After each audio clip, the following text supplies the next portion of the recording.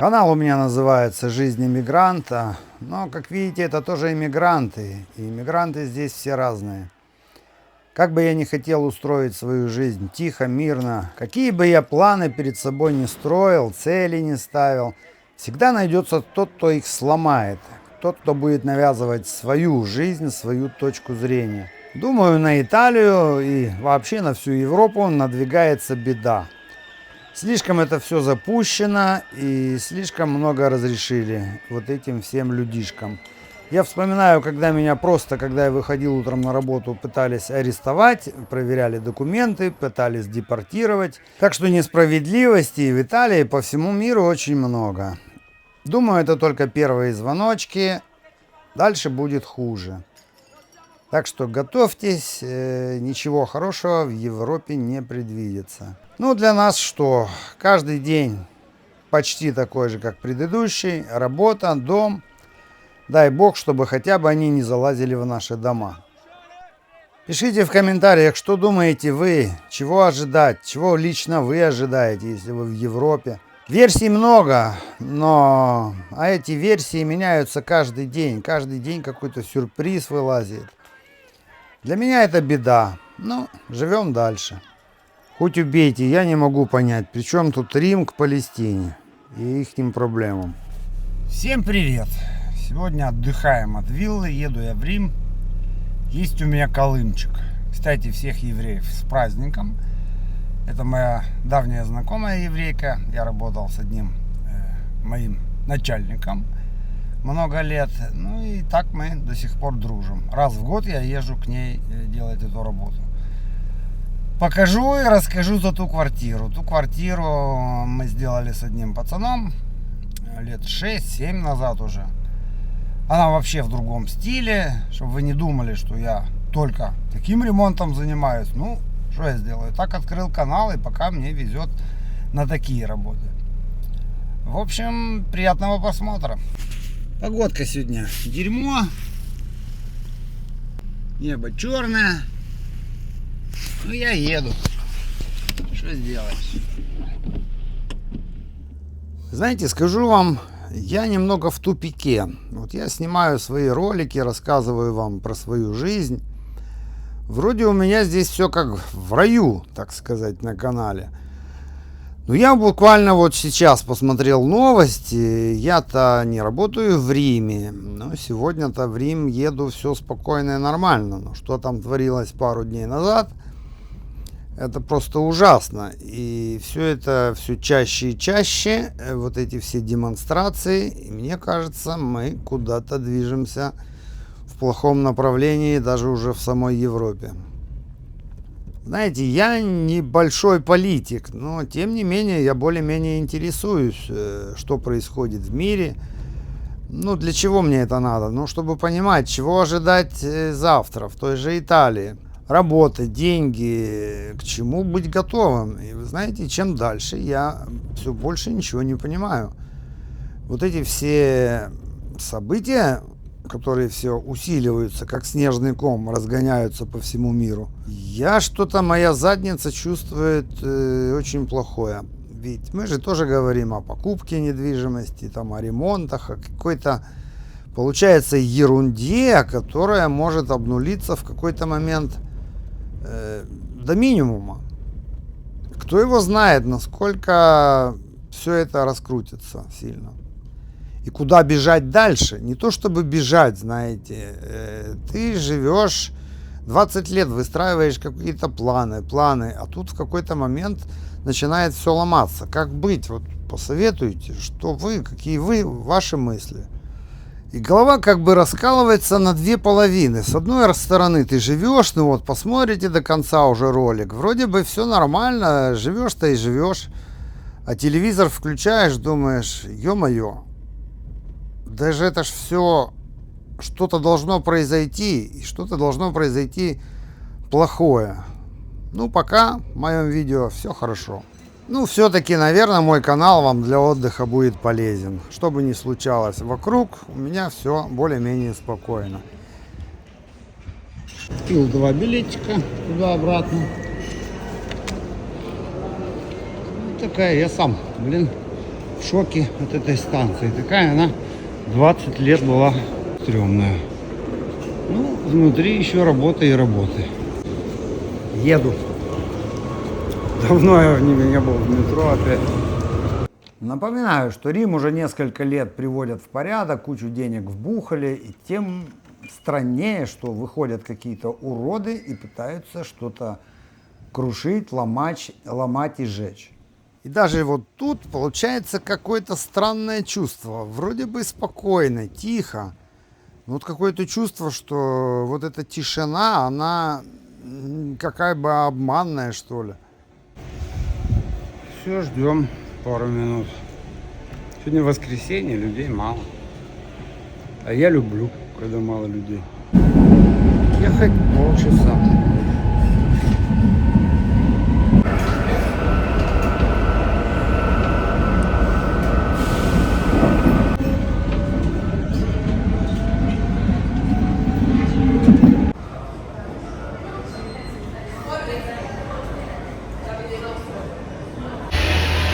Ехал я на пьяцу Болония.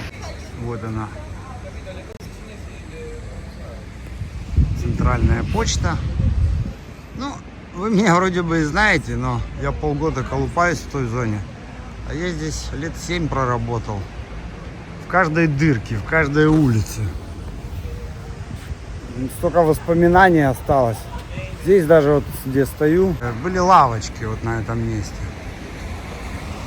И здесь, кстати, собираются наших много. По четвергам, когда люди на фистах сидят. И я тоже что-то здесь, супермаркет был. Что я тут пиво решил выпить. И сидят семья. Это муж, жена и 2 детей. И как-то так получилось, что их выгнали из квартиры, жить им негде. И они 4 дня тут кантовались. Жрать нечего, и я им пошел где-то 20-30 евро. Набрал какой-то хоть еды перекусить. Что интересно, года через 3 я оставил там свой номер телефона. Эта женщина мне позвонила, так была благодарна. И было приятно. Так что, какие бы вы тут ни были крутые, сильные, жизнь может загнать вас в любую ситуацию. Надо быть к этому готовым. Но опять же, хотя бы должны быть деньги в кармане. Раньше я очень много ходил по Риму. Сейчас почти ничего, и это плохо. Что, я приехал на машине, вышел я на работе. Сейчас 15 минут пешком надо топать до дома. Мне раньше это нравилось, и сейчас тоже нравится. Ходьба — это здоровье. Я вообще смотрю в интернете.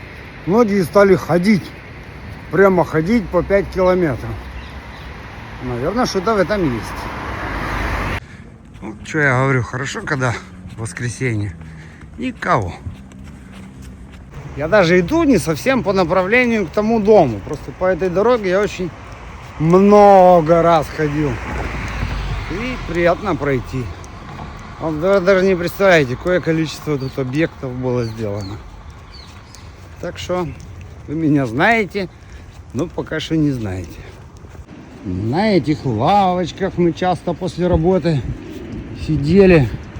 Всей бригадой человек по 5 пивко пили. Не забывайте за лайки, подписки и захайпить в строчке комментарии. Этот магазинчик на углу я делал когда-то. Как не прохожу, он закрытый. Там дальше Тодис. О, маленький, спрятанный. И здесь, там на 5-м этаже, в конце, полгода тоже делали здание. Что интересно, рядом строился целый дом. Пока мы ремонтировали квартиру, ну, там большая работа была. Рядом построили дом. Вот этот дом, он у меня прям вырос на моих глазах. С 5-го этажа, оттуда вон мы наблюдали за ним. Самый последний. Вот там. Кстати, моего бригадира здесь кинули тоже на 10 тысяч евро. Что-то у них тут непонятка была с хозяином квартиры. Хозяин говорит, я заплатил. Мой шеф говорит, нихера. Может, шеф и положил в карман. Но бригадиру сказал, что его кинули. Короче, чуть не задавили меня. Кто не знает, где в Риме гвардия ди Финансо, вот она. Недалеко от пьяцци Болония. Так что район этот еврейский. Я здесь у многих евреев работал. И у них тут любимое место. Здесь вообще во время войны были немцы, оккупировали. Хотя, что оккупировали? Они же тут друзья были. У них здесь штаб какой-то был на пьяцци Болония. Потому что она так расположена, я потом покажу по карте. Все улицы в любую точку Рима, отсюда можно попасть. Такой райончик. Еще один здесь офис сделал. До сих пор старичок меня сюда зовет иногда работать. Вот здесь на первом этаже, где написано Поне, я делал офис. Там делал квартиру.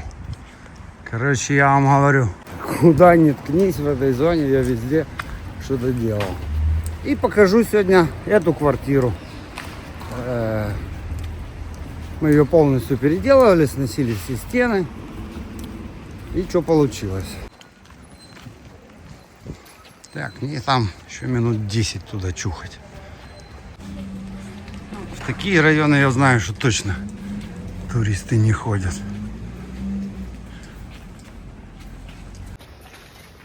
У моего начальника была очень большая семья. Дяди, тети, родственников просто немерено.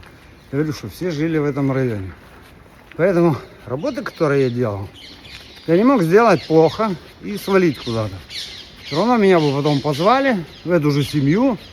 Андрей, почему так плохо? Поэтому приходилось учиться хорошо. Да и, в общем-то, видите, я сделал 6-7 лет назад.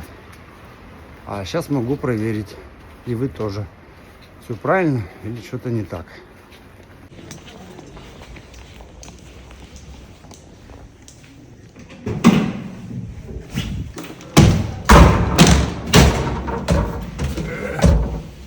Тут тесно. Блин.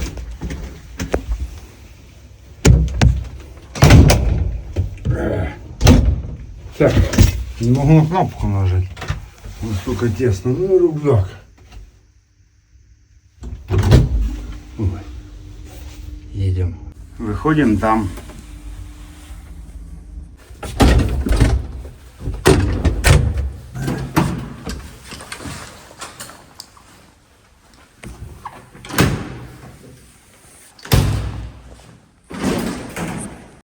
Итак, я на месте. Здесь буду делать эту конструкцию. Стол, пацанчик играет в теннис. Надо его сначала убрать. Надеюсь, дождя не будет. Эта штука будет на крыше лежать.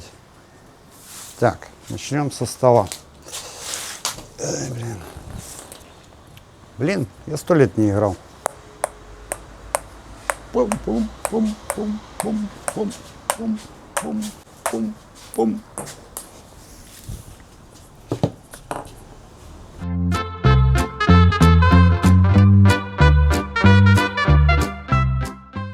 Это надо пока положить наверх, не будет мешать.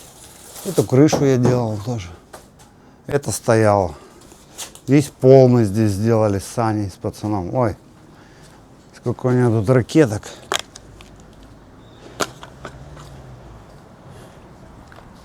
Все в воде, блин. Ничего эти дети не ценят.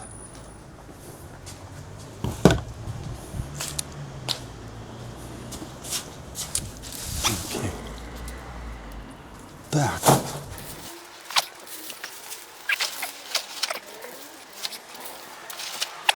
Теперь, кстати, этот камин мой Юра делал.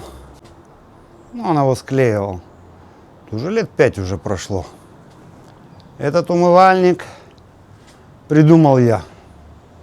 Он говорит, мне надо умывальник, как его повесить. И слив делал я. Игрался тут. Она такая счастливая была. Ну, держится, ничего не отвалилось. А вот в этом месте так интересно, когда мы ложили эту плитку, я этому Сане говорю: Сань, здесь яма, говорю, подними чуть-чуть. Да пофиг. Ну и так вот лужа столько лет уже. У нее тут кошки.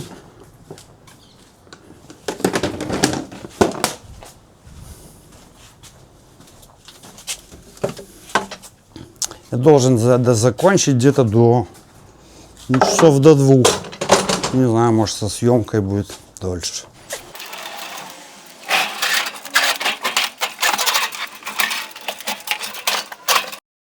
Зашло? Зашло. Следующий этап. Что у нас внизу? Внизу у нас жизнь.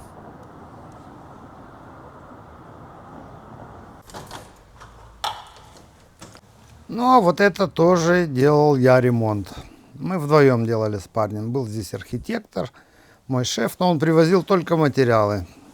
Намучились мы здесь сильно, потому что все это было разрушено. Одна стена тут фактически оставалась, все это мы строили. И ванную комнату тоже. Покажу вам баньку. Эту всю баню мы делали с пацаном вдвоем. Эта плитка мне очень не нравилась. Но особенно здесь. Я им сказал, что потом у вас со временем все это будет желтое. Так оно и случилось. Как бы вы ее не отмывали, эти кубики все засрались. Ну и здесь, заметьте, тоже я не поставил силикон. Видите? И ничего не случилось. Потолок чуть-чуть трещинка вышла. Ну а так все нормально. Бэм-бэм. Вот это мы игрались, все. Это офигеть сколько стоит. Не, это пластик. А вот эти вот штучки не стоили купу денег. Это все надо было играться, подгонять. Она такая дотошная по работе. Ну, так. В общем-то, я не плиточник был, но мы вместе делали это все.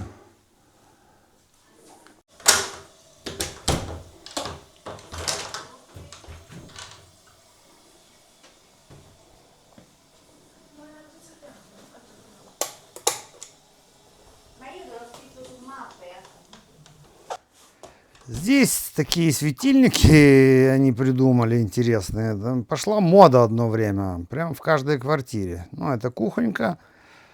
Тоже там вентиляционные трубы под потолком. Люстра тяжелейшая такая, ее еле повесил. Видите, вот те в потолке, они гипсовые, вот эти фаретты. Их сложно было устанавливать. Вот эти дырки, это все надо было вымерять. Это так сложно было эту стену сделать. Потом это все фалиньяме, столер выпиливал по размерам, устанавливал. Ну, стена это была пипец сложная для меня. Такая квартирка. Но она настолько дотошная была, что уже когда все сделали, ей кто-то двери поставил, у нее остался там сопля какого-то силикона над этим пленницем. Андрей говорит: приди мне, сделай что-то, я ложусь в постель, я смотрю на эту штучку, и меня просто выворачивает наизнанку. Все, иду я наверх, покажу, что наверху. Ну, а чтобы вы сильно не устали, вот тут видео получится длинное, я уже покажу в следующей серии. Окончание этого колымчика моего.